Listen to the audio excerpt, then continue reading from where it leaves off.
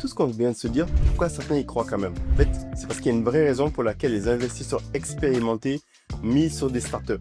Parce qu'en fait, une seule réussite va compenser 10 échecs. Ok? Exemple, en fait, un business angel met 10 fois 5 000 euros dans 10 startups, 9 tombent à zéro, et c'est souvent le cas, une seule explose et rapporte fois 100.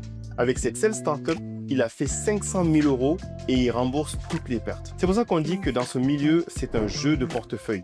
Le portefeuille de startups sur lesquels tu as misé. On n'investit jamais dans une seule startup, mais dans 10, 20, voire plus. Et c'est une stratégie surtout de long terme, pas un coup de poker. Pourquoi? Parce que l'argent que tu vas placer, ce sera minimum 5 à 10 ans.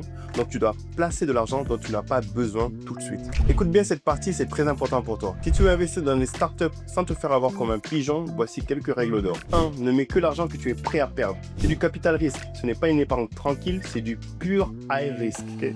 2. Diversifie bien tes deals. Une seule startup, c'est du loto. 10 startups, c'est plus de la stratégie. 3. Prends ton temps pour analyser. Pas de FOMO, Fear of Missing Out. Si le pitch est trop beau pour être vrai, c'est souvent que c'est le cas. 4. Privilégie des plateformes sérieuses. Par exemple, Tudigo, Sovefund, Anaxago, Crowdcube. Fais tes devoirs et regarde toujours les projets avec un œil critique. 5. Fais-toi aussi accompagner.